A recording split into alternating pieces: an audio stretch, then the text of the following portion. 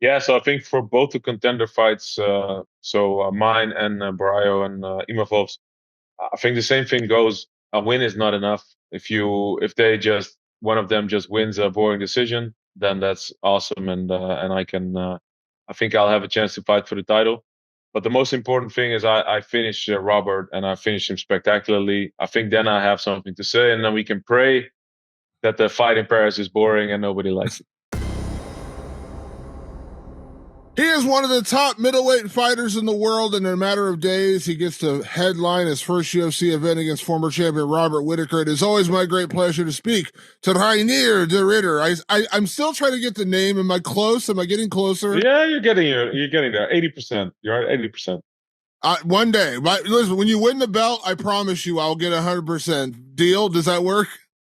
That works for me. So how is everything, man? Obviously, you're already over in Abu Dhabi. Fight is now just a matter of days away. How was everything getting ready for Robert Whittaker? Yeah, it's been good. Another camp at Killcliff.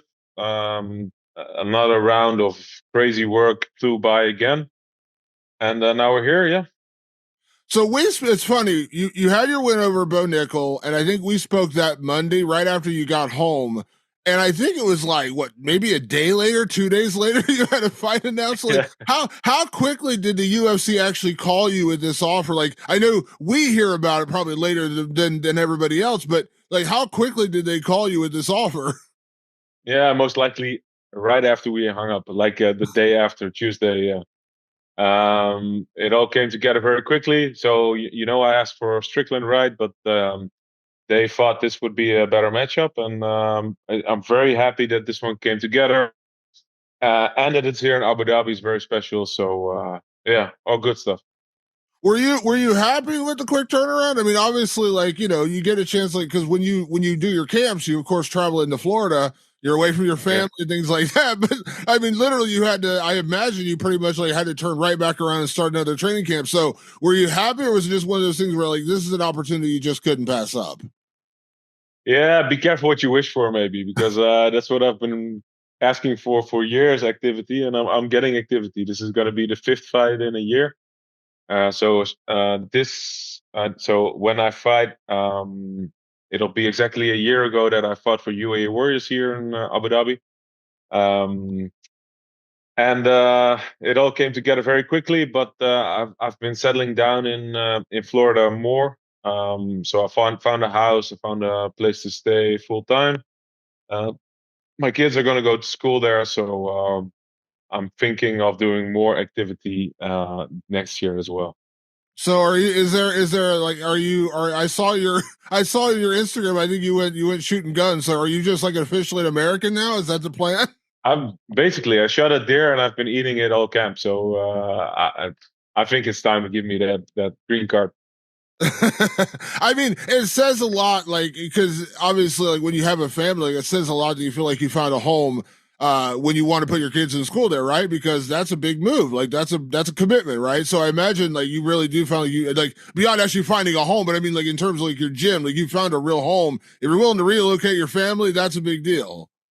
Yeah, it's a very big commitment. It's a very big step because they're learning the language and everything that comes with it. It's I'm asking a lot of them, but it's also a very very cool thing to be able to offer them this experience. But I love it at Killcliff, man. It's so good. Room full of killers twice a day, and it just makes everything training wise so much easier. I just show up and I can go crazy for how many hours. So yeah, it's lovely. I really like it there. And I go over to Wagner Hoshas for some extra jiu-jitsu once or twice a week. I've been putting in work with Bushesha, who's also on the card for this one. Um, I've done a lot of work with Angla again. Yeah, it's been terrific. It's been very cool. So how is it? And now it's kind of funny. You're fighting Robert Whittaker, but it seems like you're out shooting deer. You had a gun in your hand. It seems like you were actually getting ready for Sean Strickland. But how was the hunting experience? How did you enjoy it? Yeah, it was very cool. It was very cool. I think I'm too much of an American now to fight Sean Strickland. That's hilarious. That's hilarious. So now let me ask you, because you talk about activity. This is, I'm not trying to like just take a dig here, but this is like the anti-one championship schedule, right? Because like you Yeah. couldn't get a fight over there, and now the UFC's like 2 days removed from a fight. Like, hey man, you want to fight again? So this is like the anti-one championship schedule. Yeah, they heard me. They heard me, and they're obliging. So yeah, living the dream, I guess. Yeah. So now Robert Whittaker, I mean, I think it's I don't like to toss around the word legend too often, but when you've been a champion, and obviously reigned at the top, put on some incredible fights. I think everyone remembers. I was at one of the Yoel Romero fights. He's fought Oh, pretty well. much everybody in the division. So like, regardless of like records and things like that, like is this just one of those matchups where it's just like this, the kind of guy you're getting into because just who Robert Whittaker is. Like, it doesn't matter he's had a couple losses, he's still Robert Whittaker. No, definitely, and he's still there. That's most special thing I think is he won it all, lost it all, but he's still grinding. He's still putting it all out there. And well, the last one was unfortunate against Hamzat, but I think the injury that he had going into it had something to do with it because that choke wasn't like a real choke, wasn't in the right position at all. But right before that, in the Ikram fight, he proved that he still belongs and he still has knockout power. He's still very dangerous, and he can still hang with the best guys. So yeah, I think it's a big challenge, and I'm very very happy that they give it to me again. This is going to sound like I'm kind of insulting Robert Whittaker, but I certainly don't mean it that way. But it feels like, in this stage in his career, he's almost a measuring stick in a way of like, if you could beat Robert Whittaker, you're one of the best in the world. You look at the guys who have beaten him recently, Dricus Yeah, and Hamzat, who are about to so fight for the yeah. title. But everybody else he's beaten. Like if you're, that's pretty much it. So do you feel like in a way like this is like that kind of like see where you're at kind of fight? Like I don't know if it'll get you a title shot, but if you beat a Robert Whittaker, you're right there because the only guys who have beaten him have been champions or guys who are basically fighting for the title right now. Yeah, that's definitely true. That's how I view him exactly. If I can do it well and do it spectacularly, I think I have something to say about the title as well. Yeah. Now I saw that I knew you were joking. I saw another interview you talked about when this fight got made, and you said, "Nah, I'm a striker now. F jiu-jitsu." but like I think we all know, of course your bread and butter is your jiu-jitsu game, but we saw in the Bo Nickel fight, of course, you do have striking. We've seen it in the Gerald Mearshart fight as well, where you do have striking, you do have that kind of ability. But I don't think there's any giant secret here. Robert Whittaker is probably going to want to stay on the feet with you. I don't think there's any. I don't think that's. I don't think I'm ruining yours or his game plans by saying that. But do you feel like you do have more ways to win just because you've shown real improvement, real like rapid improvement in your striking game? But we all know you are a world class jiu-jitsu guy. So do you feel like that is going to be a huge advantage for you in this fight? Is wherever the fight goes, you can hang with Robert Whittaker. That's what I think. I think I can. I think I can strike with him. I think I can wrestle with him, and I think I can definitely choke him out. So the most important thing is that I play my game, that I put the pressure on him, that I get close to him, and that I don't give him too much space to do what he does best. It's funny, we saw a couple of months ago, and I know he's got a fight coming up, but Patricio Pitbull came over from Bellator, and he's pretty much been a champion so much of his career, and he went from being a 5-round fighter to a 3-round fighter, and it almost felt like he couldn't get out of the starting blocks. Like I guess he's so used to being 5-round fights. Um, you're kind of the opposite, where you were a championship level fighter and you had to come in and do a couple of 3-round fights in a row, and now you're back to a 5-round fight. Does this feel just kind of like where you've always been? Like, I know you haven't been in these 5-round fights in the UFC, but you've been in plenty of championship fights throughout your career. Like, it feels like this is just where you were meant to go, where you've always been. Like, you've got the cardio, you've got the conditioning to deal with 5 rounds if it goes that long. Yeah, hopefully it doesn't. Hopefully I can get it done early, and none of us has to get too tired. But yes, I've been scheduled for a lot of 5-round fights already. Um, it's not something I really worry about, but hopefully I can put him away early. Yeah. Can I ask, like, right now, you look at the lay of the land at middleweight, there's 3 really key fights happening right now. There's yours, Yeah, there's the title fight, of course, and then you've got Imavov against Caio Borrajo Mariah. pretty soon as well in Paris. What, in your opinion, where does a win over Robert Whittaker put you? If you're just like looking at this scenario where we're at right now, like, where does a win over Robert Whittaker put you? Yeah, so I think for both the contender fights, mine and Barrio and Imavov's, I think the same thing goes. A win is not enough. If they just one of them just wins a boring decision, then that's awesome, and I think I'll have a chance to fight for the title. But the most important thing is I finish Robert and I finish him spectacularly. I think then I have something to say, and then we can pray that the fight in Paris is boring and nobody likes it. Well, it's funny you said. You said like your fights, your three fights in UFC have all ended in kind of spectacular fashion. Obviously, what you did to Gerald, what you did to Kevin Holland, and of course, knocking out Bo Nickal. And we talked about it before and after that fight. Like Bo wasn't technically a top 10 guy, but there was just so much hype around him. You could argue beating Bo Nickal could be, and I know people are probably going to go nuts when I say this. Like beating Bo Nickal the way you did could be argued it's bigger than beating a top 5 guy in a lot of ways, just because of who he was, the name he had. But if you could go out and do that to Robert Whittaker, you're absolutely right, right? Like if you go out and knock him out, or you go out and submit him, considering his resume, like that's a pretty strong statement that you deserve a title shot, right? Like that's not crazy. Yeah, help me spread the word. Help me spread the word. But let me get this first. Let me do it right first. But I think if I can do well and I can finish him spectacularly, I think I have something to say about the title. So definitely. Can I Or ask maybe you about Hamza that? pulls out last minute. That'd be even better.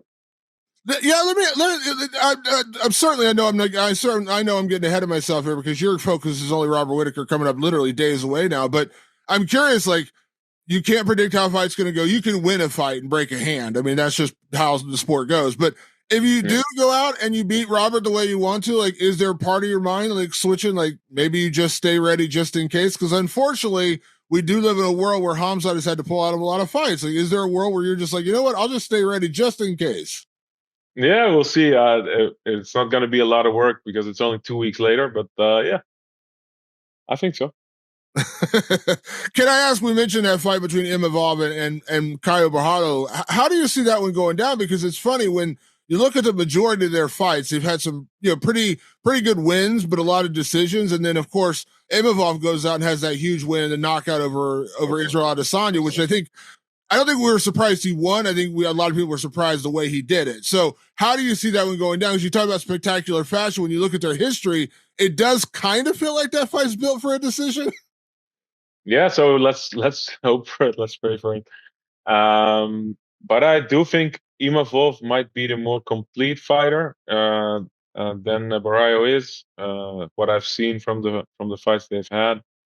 But it's still look, they're top competitors, top contenders for a reason, and they're both great fighters. Um, I'm interested to see it. I hope they deliver as a fan, but for myself, I hope it's going to be boring. I mean, come on. I do think there's a reason. I always think there's a method to the madness of the UFC, and I think there's a reason why you and Robert are fighting 2 weeks before the title fight because they know the narrative. Like if you can go out, I think you got a lot of hype behind you right now, right? Like you're on a run. If you can go out there and beat a former champion like Robert Whittaker, I mean, even if you don't get the fight, I feel like they're going to fly you to Chicago and have you sit in front row for the fight, right? Like that's the other scenario. Like you fly in and you're just like the camera pans over to you right after the win, right? So I mean, not a bad spot to be in before the fight. No, exactly. Maybe we can make it so that it doesn't even matter what happens in Paris. Yeah. Now you told me the last time because you have experience working with Dricus and Hamzat. You've trained with both of them in the past. You lean Dricus and your reasons, and I'm not trying to put words in your mouth, but your reasons, he's so tough and he's got that durability to hang in there. And once he gets past like the second round, we've seen Hamzat fade before. Let's just be honest about it. Has anything changed as we get close to this fight? Do you still lean Dracus? I know you don't care if it's Hamzat or Dracus, whoever wins. I'm sure you gladly fight either one of them. But do you still lean Dracus in terms of like that fight? Yeah, my mind hasn't really changed on it, but yeah, we'll see. We'll see. It all depends on how they come in. If Hamza can get him down early, I know Dricus is in trouble, but I just don't see him choking Dricus out like early. We'll see. It's an interesting one. It's funny you're joining this card with another guy you mentioned from one championship, Marcus Buchecha, who is one of the greatest jiu-jitsu like stylists ever, right? Like I mean that's Yeah. ever. When you look at your game, and I know your goal is to become champion and the best in the world. You're not worried about being the best striker, the best grappler. But when you look at yours, and I know the reason I'm asking this question is because Hamzat's coming up in a couple weeks. Do you feel like you are the most complete grappler in maybe this division? But we can widen it out and say when you look at the UFC, because like you look at Bo Nickel, he was an incredible wrestler, but I don't think he had the jiu-jitsu that you have, obviously. When you look at, a guy, when you look at other guys who've come in with great jiu-jitsu, they don't have the wrestling to actually apply their jiu-jitsu, but you seem to have kind of like the total package when it comes to your grappling game. Your goal is to become UFC champion, but top to bottom, do you feel like you do have arguably some of the best grappling in the entire UFC when you look at your whole weapon set as a grappler? Yeah, well, I'll leave it to you guys to discuss, but hopefully I can prove that in the next couple of fights. Hopefully, you can prove that I can keep taking people down, keep choking them out, then I can show that. And with Buchecha, I've been putting in a lot of work with him together as well over in Florida. So it'd be cool to share a card with him. I'm so happy for that guy that he's finally free as well, finally being able to get fights too. So it's very, very cool to be here together in Abu Dhabi and showcase jiu-jitsu in a place that is special for jiu-jitsu as well. So yeah, good stuff. Seems like it's rough times over in your former promotion. Sadly, it looks like things are not going great over there. I know you don't wish anyone ill will, but it seems like things are not going great over there. And I'm glad Buchecha was able to join. I saw you made the post about Angla as well, a guy you shared the cage with, legend, former champion. Now he's one of your teammates, one of the guys getting you ready for this fight. Yeah, it's cool. Huh? And he's very special in this regard as well. As a coach, he's doing amazing work. As a padsman, he's very much growing as well. So yeah, special to have him in my corner, and it's looking good for us, but not as good for one at the moment. Unfortunately, you are right, but we'll see. We'll see how they bounce back. Hopefully, but I'm not sure. Yeah. So last thing before I get you out here, there's a million different ways you mentioned. Spectacular win, big win means more than just going out there and getting a decision. So in an ideal world, you beat Robert Whittaker. How do you see this fight going down? Like just in a perfect scenario, how do you end this fight? Yeah, so I see myself putting pressure on him, hitting with some good shots from the outside, getting close, maybe hitting him with some good stuff in close range, taking him down, choking him out.